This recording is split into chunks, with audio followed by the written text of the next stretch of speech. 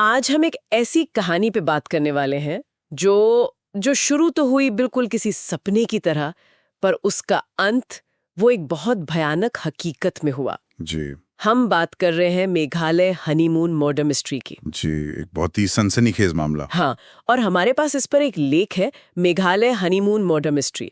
तो इसमें बताया गया है कि कैसे एक नया शादीशुदा जोड़ा, सोनम और राजा रघुवंशी, जी ये लोग हनीमून के लिए मेघालय गए थे।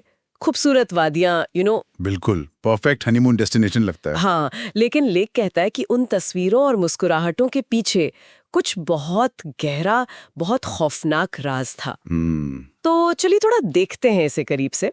लेख के हिसाब से जो दुल्हन थी सोनम, 25 साल की, उसका इरादा शायद वापस पत्नी बनकर लौटने का था ही नहीं। अच्छा। हाँ, मतलब आरोप ये है कि उसने शादी से पहले ही अपने एक सीक्रेट लवर के साथ, पति राजा, उसकी हत्या की पूरी साजिश प्लानिंग कर ली थी। सुनने में कितना अजीब है। हाँ, और जो बात इसे और भी मतलब चौंकाने वाली बनाती है वो है इस कथित साजिश की डिटेलिंग, प्लानिंग। लेख में जैसा बताया गया है, ये कोई अचानक गुस्से में हुआ कुछ नहीं लगता। नहीं। बकायदा मतलब हत्यारों को हायर करना, हाँ। फिर पति को हनीमून के बहाने एक सुनसान सी खूबसूरत दिखने वाली जगह पर ले जाना, और फिर उसे एक हादसा दिखा देना। बिल्कुल उसे एक ट्रेजिक एक्सीडेंट की तरह दिखाना। ये सब उस कथित साजिश का हिस्सा बताया जा रहा है। और फिर वही हुआ जिसका शक था। यात्रा के दौरान ही राजा की बॉडी मिली मेघालय में सोहरा के पास। जी, जिसे चिरापूंजी भी कहते हैं, एक गहरी खाई में। हाँ, तो पहली नजर में तो कोई भी सोच सकता है कि हादसा हो गया होगा। इतनी गहरी खाइयां होती हैं वहाँ। बिल्कुल, पहाड़ी इलाका है, ऐसा हो सकता है। लेकिन पुलिस ने जब जांच शुरू की तो कहानी पूरी तरह बदल गई। क्या हुआ जांच में? लेख बताता है कि पुलिस को शुरू से ही शक था। इसे हत्या का मामला मानकर जांच आगे बढ़ाई गई, और फिर जो बातें सामने आई वो बहुत उलझी हुई थी। पता चला कि किलर्स को, मतलब हत्यारों को, पैसे दिए गए थे। पैसे? कितने पैसे? करीब 50,000 रुपए एडवांस, ऐसा लेख में मेंशन है। 50,000? और ये भी आरोप है कि सोनम ने ही इशारा किया था कि कब हमला करना है। जी हाँ, लेख इसी तरफ इशारा करता है कि उसने सिग्नल दिया, और फिर पुलिस को घटनास्थल के पास से खून लगा हुआ एक दाव भी मिला। दाव? वो क्या होता है? वो एक तरह का, कह सकते हैं, धारदार हथियार या औजार होता है, लोकल लोग इस्तेमाल करते हैं। तो इस हथियार का मिलना, वो भी खून लगा हुआ, इसने मामले को और गंभीर बना दिया। अब ये एक्सीडेंट नहीं लग रहा था। जाहिर है। तो इसके बाद सोनम का क्या हुआ? वो भागी होगी? लेख के मुताबिक हाँ, घटना के बाद वो कथित तौर पर इंदौर भाग गई। इंदौर?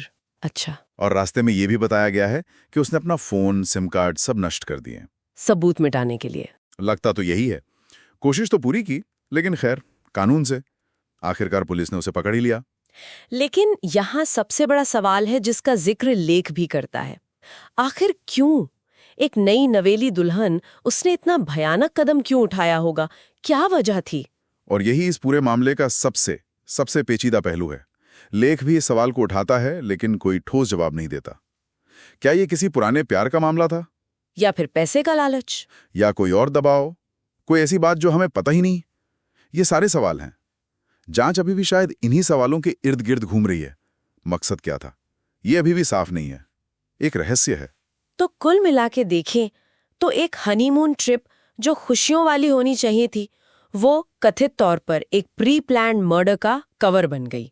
बिल्कुल, जिसमें दुल्हन, उसका प्रेमी, भाड़े के हत्यारे, इन सब की मिलीभगत के आरोप हैं, और पीछे छूट गए हैं सबूतों के निशान और बहुत सारे अनसुलझे सवाल। हाँ, और ये घटना सोचने पर मजबूर करती है कि कैसे कभी-कभी जो रिश्ते बाहर से इतने नॉर्मल, इतने खुश दिखते हैं, उनके पीछे कितनी गहरी और अंधेरी सच्चाइयां हो सकती हैं। मतलब विश्वासघात किस हद तक जा सकता है, ये शायद इस मामले की सबसे परेशान करने वाली बात है। और यही वो सवाल है जिस पर हमारे श्रोता भी शायद सोचें कि क्या हम वाकई किसी को पूरी तरह जान पाते हैं कभी।